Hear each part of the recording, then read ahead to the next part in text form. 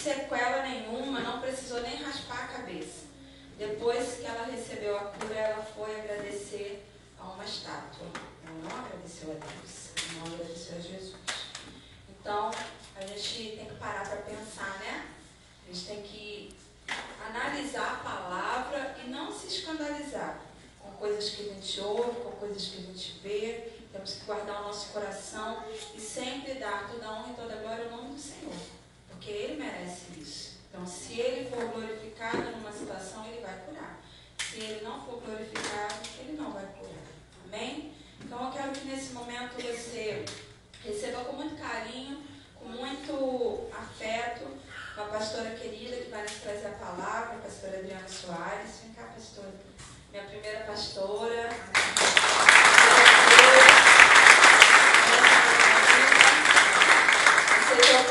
O convite está aqui, deixou a igreja dela, né, os cuidados da liderança, para vir nos abençoar nessa noite. Então, abre o teu coração para receber a mensagem e que o Espírito Santo possa ministrar a tua vida poderosamente.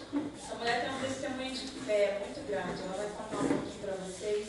Eu tenho certeza que isso vai edificar muito a vida, a família de vocês nessa noite. Amém? Estamos suas mãos para cá.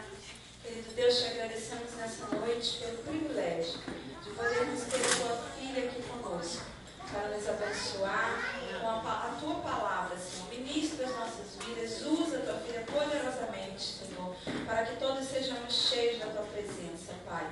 Senhor, abre o céu sobre nós e que a tua palavra, que é viva e eficaz, possa penetrar, Senhor, no nosso íntimo e discernir as intenções do nosso coração e nos curar nessa noite de toda doença, de todo mal. Em nome de Jesus. Amém.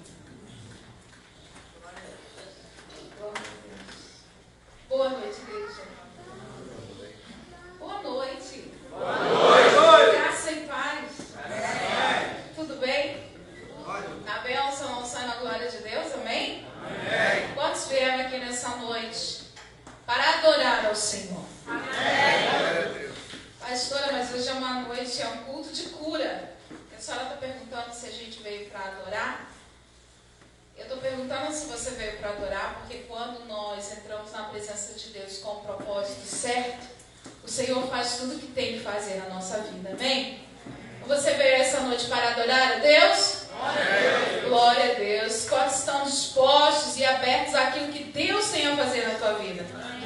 Eu me coloco à disposição do Senhor nessa noite. Quero agradecer o convite. Primeira vez que eu prego nessa casa, responsabilidade grande. E para mim é uma grande honra estar aqui com vocês nessa noite para poder compartilhar um pouco da minha história, daquilo que Deus fez na minha vida e que eu não sou diferente de vocês. Não sou filha privilegiada do Senhor, sou filha como vocês são. E aquilo que Deus fez na minha vida pode fazer na vida de vocês também. Mas antes de eu começar a contar um pouco da minha história, eu quero que você pegue a sua Bíblia, abra no livro de 1 Samuel, no capítulo 1. Nós vamos falar de uma mulher também que viveu um nível de cura muito profundo da parte de Deus. 1 Samuel, capítulo 1.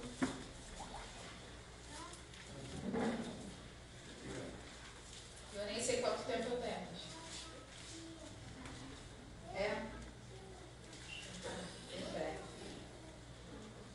Quem achou, diga glória a Deus. Glória a Deus. Quero ler com vocês apenas 2 versículos. Quero ler o versículo 2 e o versículo 6. Que diz assim: E este tinha 2 mulheres, e o nome de uma era Ana, e o nome da outra era Penina. Penina tinha filhos, porém Ana não tinha filhos. Versículo 6 diz assim: E a sua competidora excessivamente a irritava para embravecer, porquanto o Senhor lhe tinha cerrado a madre, porquanto o Senhor tinha fechado a madre. E hoje eu quero compartilhar com você um pouco da história de Ana, porque Ana também era uma filha de Deus, Ana também era uma mulher que frequentava cultos de oração, e Ana buscava por uma cura, porque Ana tinha o seu ventre mortificado como tinha Sara. Ana era estéril. era muito profundo da parte de Deus, que humanamente falando, para nós hoje é impossível. E naquela época nós sabemos que não existia nenhum sistema de fertilização. Não tinha como Ana ter filhos humanamente falando. Só um milagre poderia salvar a vida de Ana. E nós vemos aqui a palavra do Senhor dizendo que Eucana, seu esposo, tinha 2 esposas. Porque naquela época, a mulher que não podia ter filhos, a mulher que era estéril, ela era considerada uma mulher amaldiçoada.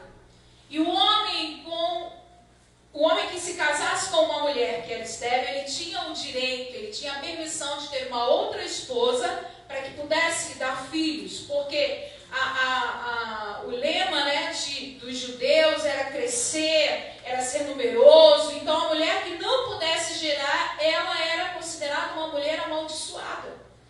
E Ana vive com essa situação, mas eu quero falar com você aqui sobre algumas posturas de Ana até receber a cura. Quantos precisam de uma cura aqui nessa noite?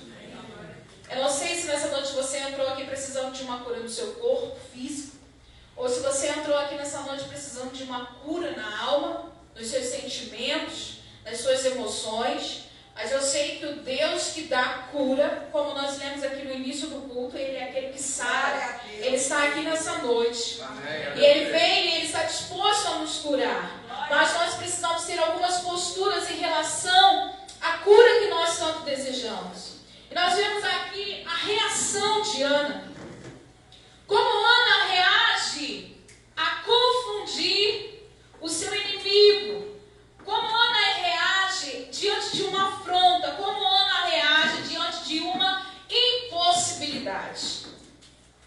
Como nós reagimos às más notícias.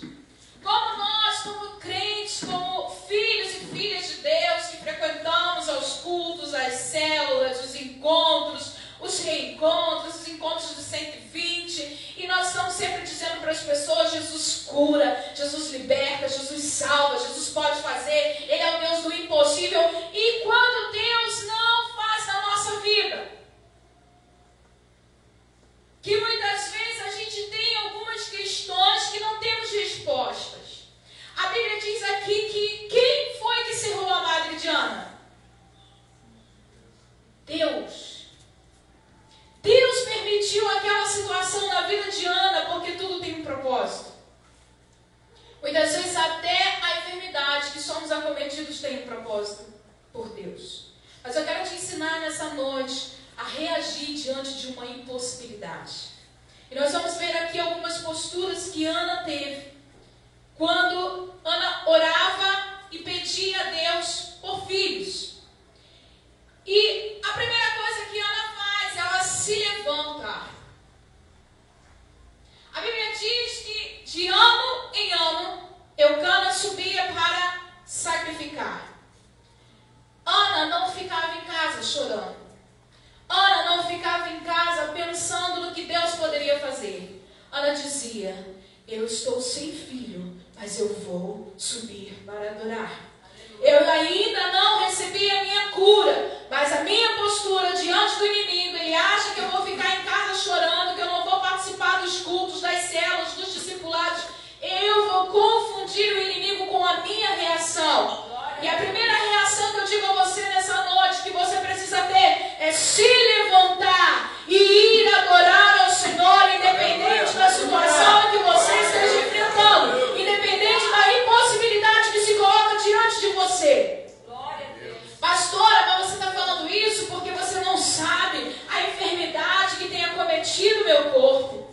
Pastora, você está falando isso porque você não sabe da dor que eu sinto na minha alma. Eu sei sim. E a primeira coisa que você precisa se fazer, que você precisa fazer: eu descobri que eu tenho uma enfermidade, mas eu sou crente, eu sou serva do Senhor, eu sou servo de Deus, eu tenho feito tudo direitinho. Por que eu fui acometido dessa enfermidade? Meu irmão, não pergunte o porquê, só simplesmente diga: Deus, se o Senhor está me tratando com essa situação, eu aceito o seu tratamento, porque eu sei que isso é para glorificar o teu nome. Então nós vemos Ana se levantar. E ela diz: eu sou estéril. Por enquanto. Porque o meu Deus há de ouvir a minha oração.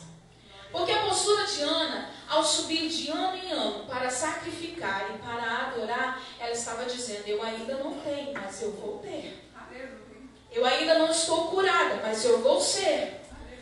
E ela, cada ano que Ana subia, há uma expectativa no seu coração. Não, pode ser esse o culto em que Deus vai me curar. Querida, eu quero te dizer que você saiu da sua casa hoje, e pode ser hoje o dia que Deus marcou para trazer cura para a tua vida, para a tua alma, ou para alguém que você veio aqui nessa noite buscar. Então eu quero que você diga para o seu irmão assim: a primeira coisa que você precisa fazer é se levantar. Diga para ele, dá uma sacudida nele, diga assim: ou você vive pela fé, ou você vai sobreviver. Isso fala de uma realidade na vida de Ana. Ana não tinha filhos, Penina tinha. E todos os anos, quando Ana subia, é muito parecido quando nós, a gente vem aos cultos e a nossa sociedade, ela cobra muito da gente. Nós sabemos que quando uma menina vai ficando mocinha, e ela vai tendo seus 13, 14, 15 anos, e hoje cada vez mais precoce, a sociedade começa a cobrar: quando vai começar a namorar? E o namorado? Aí a menina arruma um namorado. Quando a menina, quantos se namoram aqui? Já é quase todo mundo casado? Quando você começa a namorar, os seus tios, os seus familiares, seus amigos já perguntam: ó, vai casar quando? Não é assim? Quando você está noiva? Está demorando? Quanto tempo você está noiva? Nossa, está enrolando a menina, está enrolando o rapaz, vai casar quando? Aí você casa. Quando você casa, aí vem as perguntas: e o bebê? Mas é isso, a sociedade não é assim. E todos os anos, quando Ana subia para adorar, imagine Ana encontrando com um monte de crentes também que subia para adorar. E todos os anos eu creio que a mulherada falava assim: Ana, tu ainda não tem filho. Tu não sai da igreja. Você ali, ó, discípula fiel da pastora, tá em tudo, tá em todas. Cadê o filho? Cadê o bebê? E Ana não tem respostas. Coisa difícil é quando a gente não tem resposta para aquilo que está acontecendo na nossa vida. Mas a gente sabe que Deus vai fazer, mas as pessoas não entendem. Mas eu quero declarar sobre a tua vida que esse é o ano em que Deus vai trazer as respostas que você precisa. Ana não tinha respostas e ela sofre diante das perguntas, porque ela não tem como responder a esse questionamento. E paralelamente à história de Ana, eu quero contar a minha história. Porque a primeira coisa que eu disse, que você precisa se levantar. Eu sou mãe de 3 filhos. Meu filho mais velho está com 23 anos. Essa cara de 15 que eu tenho. Eu sou até avó. Tenho 2 netos. Um de 1 ano e 8 meses e uma menininha que vai fazer 3 meses agora. Esse rostinho de 18, esse cabelo de mocinha. E eu tenho um filho de 23, um filho de 22 e uma filha de 20, viu? Que eu não tinha televisão em casa. Rápida. Desde que você ter uma obra na tua vida, Adriana, você precisa ter filho rápido e eles têm que crescer para você poder fazer a obra. Eu falei: eis-me aqui, Senhor. Eu tive logo os 3. Queria tudo uma vez só. E o meu filho mais velho, de 23 anos, que hoje tem 23 anos, a senhora Vanessa acompanhou muito essa minha história, que nessa época eles ainda estavam conosco, congregando lá. No dia 15 de dezembro de 2005, meu filho estava indo para a igreja, havia um churrasco de células, e meu filho, ele sofre um acidente. Ele é atropelado na calçada, indo para a igreja. E ali começou uma trajetória na minha vida. O carro veio desgovernado. Até hoje a gente não sabe quem é, não sei quem foi. 11 horas da manhã, atropelou meu filho. Pegou, a primeira coisa que ele bateu foi nas pernas. Ele passou pela calçada, pegou meu filho pelas pernas. Ele quebrou o fêmur direito do meu filho, teve fratura exposta. Quando ele pegou meu filho, ele arremessou meu filho de frente para o muro. Ele bateu com o rosto no muro. E quando ele caiu, ele bateu com a cabeça na pedra. Pastora, misericórdia, que tragédia. Sim, verdade, meu filho caiu morto. E isso, a minha filha estava com ele, ela correu até a igreja, chamou na época meu marido, e ele veio correndo, e quando ele chegou, meu filho estava morto. Ele estava com a perna que estava quebrada, enlaçada no pescoço e sem respirar. E ali, Deus falou com ele, ora. E meu marido se deitou sobre ele e começou a clamar, e as pessoas vieram e falavam assim, não tem mais jeito, ele já está morto, o pastor está em estado de choque, vamos colocar o lençol. E ele disse, se vocês querem clamar comigo, amém, mas se não querem, me deixem aqui. E começou a orar. E aí, o Rodrigo, o nome dele, ele deu um suspiro bem profundo, e ele cuspiu uma quantidade de sangue muito grande. E nesse impulso que ele teve, a perna dele voltou, assim, para o lugar, e ele voltou a respirar. Só que ali ele havia tido fraturas múltiplas nos ossos da face, traumatismo craniano encefálico, com edema cerebral. E essa cartilagem aqui no nariz dele ficou presa só por isso aqui. Ela fez assim. E quando eu cheguei, que eu olhei meu filho ali, eu vi 2 poças de sangue, não tinham mais os olhos, eram 2 poças de sangue, o rosto estava todo arrebentado, e a única coisa que eu me lembro é alguém falar assim, ele está respirando. E meu marido disse assim, ele está bem, fica tranquilo, Deus está no controle. E ali começou uma jornada, nós o levamos para o Hospital da Posse. Quando chegou lá, o médico disse assim, olha, vocês acreditam em milagre? Se vocês acreditam em milagre, comecem a orar, porque isso aqui só é um milagre, eu não sei por que ele não está morto. Nós vamos levar para o centro cirúrgico, volta para casa, e daqui a algumas horas vocês ligam para saber se está tudo bem. E ali, quando nós saímos de dentro do hospital, nós fizemos uma oração e nós dissemos para Deus, Deus, se o Senhor perguntar para nós o que o Senhor quer, o que nós queremos? Nós queremos o nosso filho conosco. Mas que contudo seja feita a tua vontade. Foi o Senhor quem deu. E fomos para casa. Isso às 11 horas da manhã. Nós saímos do hospital e ia dar 1 hora da tarde. 1 hora, 2 horas, 3 horas, 4 horas, 5 horas, 6 horas. Nosso culto começava às 6h30. E a gente recebeu a visita de muitas pessoas, você fala a mesma história, e a gente ligando para o hospital, e o pessoal falou, não, ele ainda está internado, está no centro cirúrgico. E aí eu olhei para meu marido, ele olhou para mim e ele falou assim, vamos para o culto? Eu falei, vamos. E nós fomos para a igreja, e eu me lembro como se fosse hoje, quando eu cheguei na porta da igreja, a pastora Vanessa falou assim, o que você está fazendo aqui? Vai para casa. Eu falei assim, não. E ela falou assim, você vai ministrar um louvor? Na época ela era do louvor, eu falei assim, vou. E o meu filho era baterista.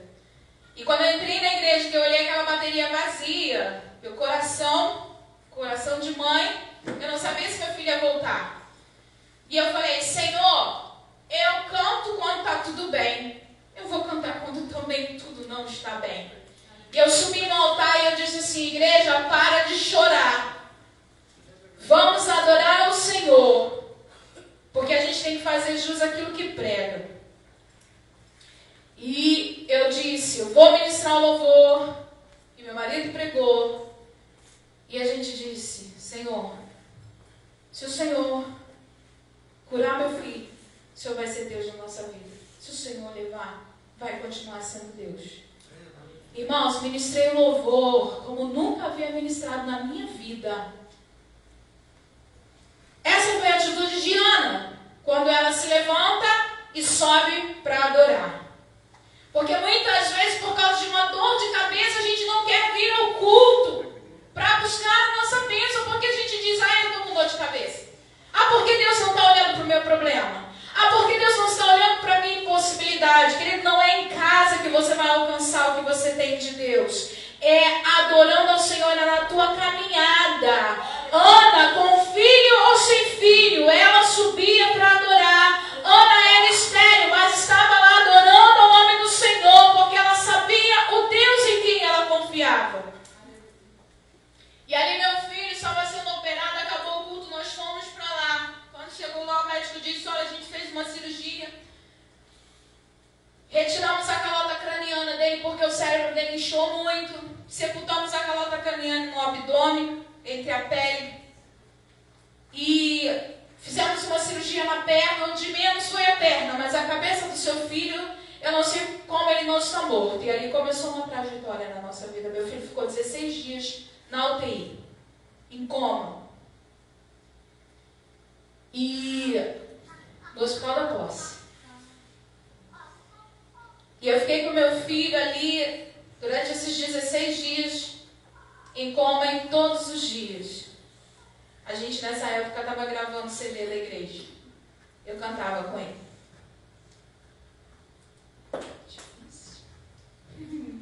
Você vê teu filho todo arrebentado.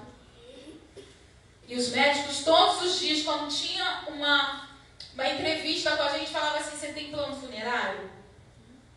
Se não tem, prepara. Porque seu filho pode não amanhecer amanhã. Ele teve essa complicação. Seu filho hoje teve uma parada cardíaca, teve uma parada respiratória. Seu filho hoje teve um problema assim. O cérebro do seu filho está desinchando rápido demais. Cada dia que nós estávamos naquele lugar é uma má notícia. Mas a gente dizia, não, Deus está no controle. Se meu filho não morreu é porque Deus tem um propósito. E quantas pessoas tiveram a infeliz oportunidade de ligar para a gente e falar, oh, vocês não são pastores? Por que isso está acontecendo com vocês? Era o que as pessoas falavam para Ana. Ana, mas você não é crente? Você não sacrifica todo ano? Você não sobe todo ano para adorar? Por que Deus permitiu que isso acontecesse na sua vida? E Ana sofria porque ela não tinha respostas e eu também não tinha respostas, porque eu também buscava em Deus. Eu falava, Deus, meu filho sempre foi um menino tranquilo. Ele sempre foi teu servo. Tantos meninos por aí, a gente pensa isso nessa hora, que aprontam, que são terríveis para os seus pais, e meu filho sempre foi um filho obediente. Por que ele está passando por isso? Mas eu não tinha respostas de Deus. Mas o inimigo achava que nós íamos parar a obra. O inimigo achava que eu ia ficar em casa chorando todos os dias. Irmãos, eu me mudei para o Hospital da Posse. Chegava lá às 7 horas da manhã, eu saía de lá às 6 horas da noite, eu vinha direto para a igreja, para o culto. Eu vinha toda arrebentada, porque a rotina de um hospital, e o hospital é um lugar muito opressor. Eu chegava no hospital, eu me deitava literalmente assim, ó, no altar, e eu falava, Deus, o Senhor precisa renovar as minhas forças, porque eu não consigo, eu estou assim, parece que tinha um peso sobre a minha vida. Mas eu não deixei de adorar a Deus. E eu quero te dizer nessa noite, eu não sei qual é a enfermidade que você busca a cura nessa noite. Mas eu quero te dizer algo, não deixe de adorar o Senhor. Não deixe de vir para a igreja. Não deixe de estar frequentando tudo aquilo que você é convocado. Não deixe que isso venha impedir você de cumprir o propósito de Deus na tua vida. Foi isso que Ana fez. Ana falou assim, não tem problema, eu não tenho respostas, mas eu sei que Deus vai me dar as respostas, porque Deus é a minha resposta. Glória a Deus. E eu não sabia por que estava acontecendo aquilo na minha vida. E a Bíblia diz, no versículo 4, eu quero que você leia aqui comigo, diz assim, e sucedeu que, no dia em que o Cana sacrificava, dava ele porções do sacrifício a Penina, a sua mulher, e a todos os seus filhos e as suas filhas. Porém, a Ana dava uma parte excelente, porquanto ele amava Ana, porém o Senhor lhe tinha cerrado a madre. Ana recebia a porção dobrada. Quem precisava mais? Penina. Porque ela tinha filhos e filhas. Então Penina precisava de mais porção, precisava de mais dinheiro, precisava de mais recursos. Mas a porção dobrada era dada a Ana. Por quê? Porque o Cana amava mais a Ana do que a Penina. E porção dobrada é dada a quem é muito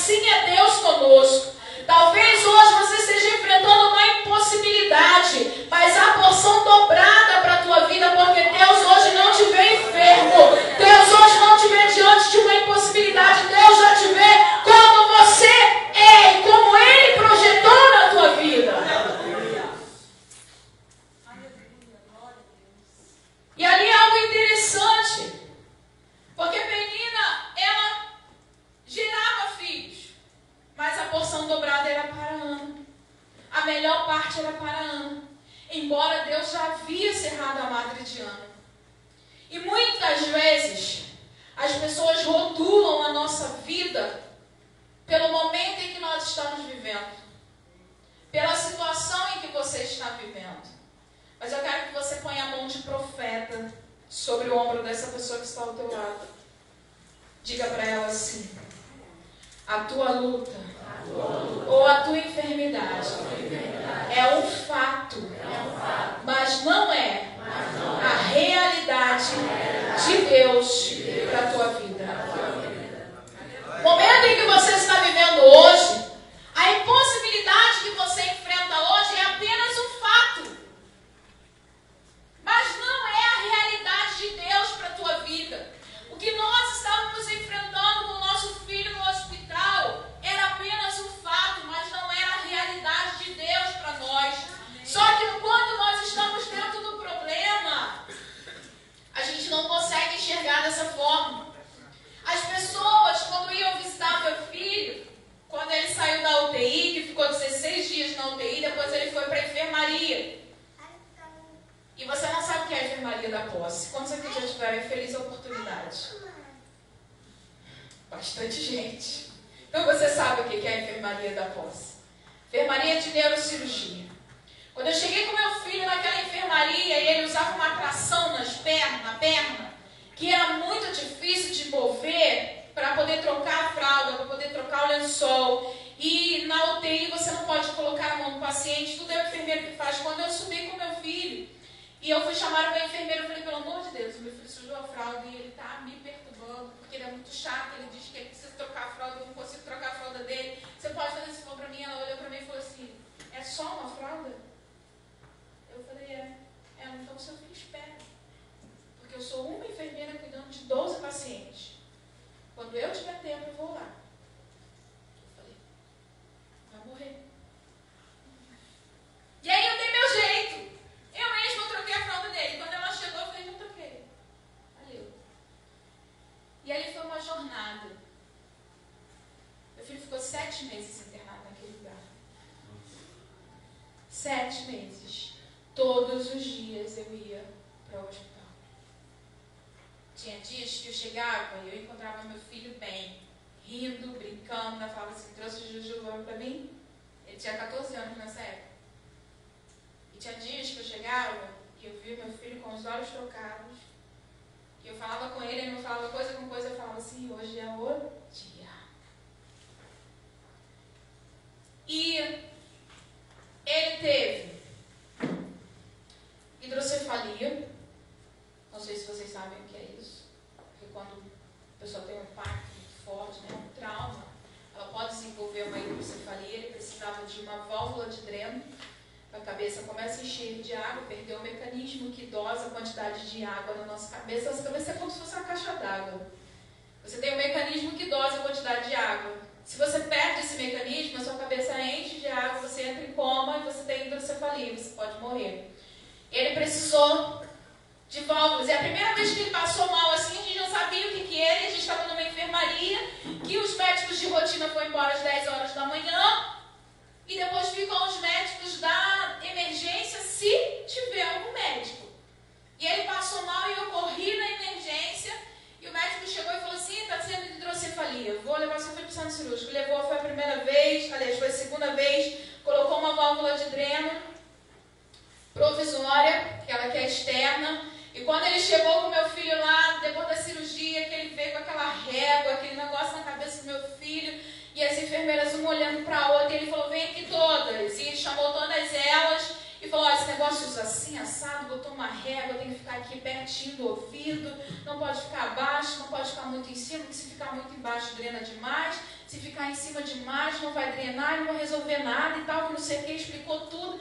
E quando ele saiu da sala, uma enfermeira virou para ele e falou assim, você entendeu? Eu falei assim, eu não. Vale-me Deus. Eu falei, ainda bem que eu entendi. E ali, eu passei a ser enfermeira do meu filho. E eu louvava a Deus porque Deus me deu a oportunidade de ficar com ele. Porque até isso, Deus nos abençoou. Mas pastora, como? Você está dentro do hospital, seu filho está todo arrebentado, você está no hospital da posse, você está dizendo que Deus te abençoou? Sim. Porque tudo que eu precisava, Deus abria as portas para que eu pudesse conseguir. Deus colocou uma assistente social que era evangélica para cuidar do nosso caso. Porque a assistente social que foi selecionada para estar conosco, ela disse para outra assim: eu não tenho condições psicológicas de cuidar dessa família. O problema deles é muito sério. Trocou com outra. Quando ela trocou com outra, era uma evangélica. Então, tudo que eu precisava, eu corria até ela e ela era uma ponte para mim naquele lugar.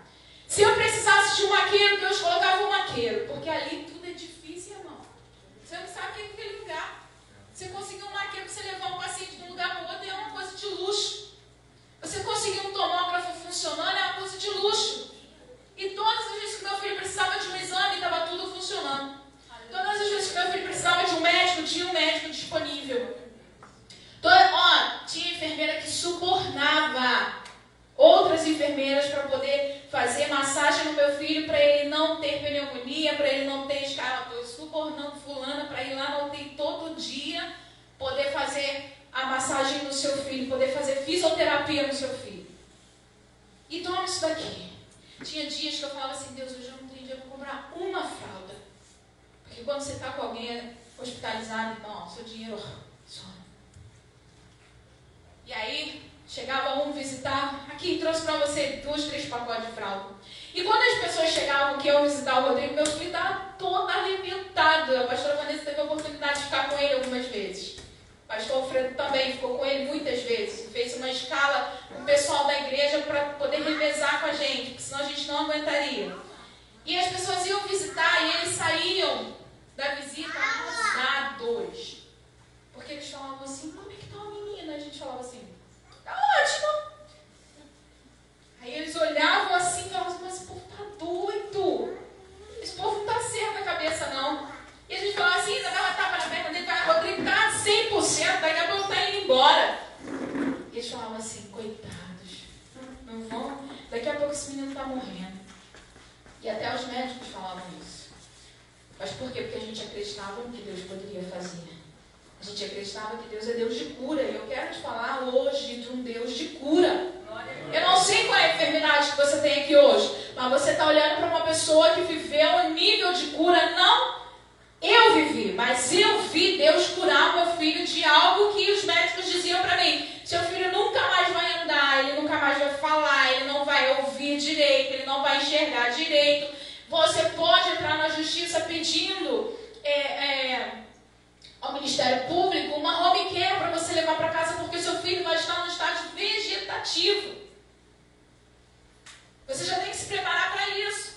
E teve um médico que falou assim para mim: eu vou ser muito sincera para você, era melhor que seu filho tivesse morrido.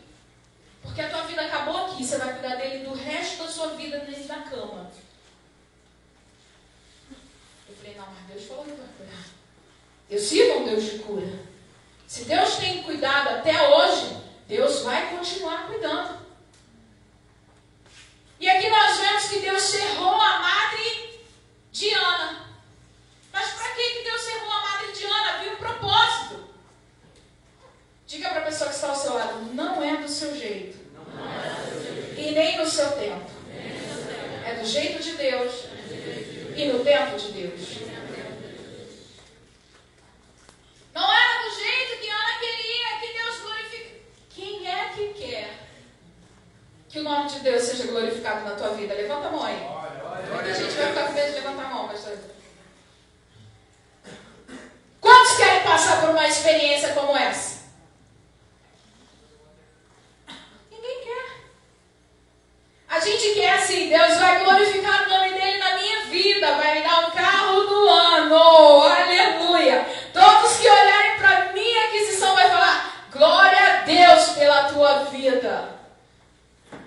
Não, peraí, Deus vai glorificar o nome dele na minha vida? Vai me jogar no leito. Epa, Deus não está nesse negócio, não. Isso não é Deus.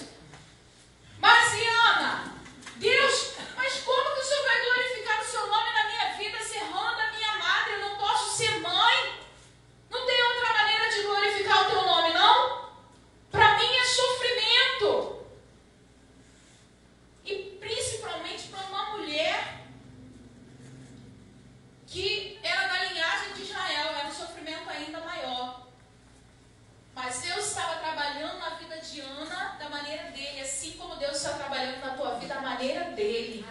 jeito dele e no tempo dele. Essa situação de tempo é que é terrível. Eu fiquei 7 meses e todos os dias, irmãos, você não sabe o que é isso. Você ouviu seu filho te perguntar: mãe, quando eu vou para minha casa? Mãe, quando você vai me tirar daqui? Posso ir embora hoje? Mãe, pega minhas coisas, vamos embora para casa? E você fala: calma, filha, a gente vai embora. É hoje? Não. Deus sabe qual vai ser o dia. Ele fala: você está me enganando. E todos os dias que eu estive com meu filho naquele lugar, e muitas vezes ele me dava muitas forças para poder continuar, sabe por quê? Eu não estava sentindo a dor que ele estava sentindo. Eu sei que meu filho sentiu muitas dores, porque uma cirurgia que você faz, você sente muita dor.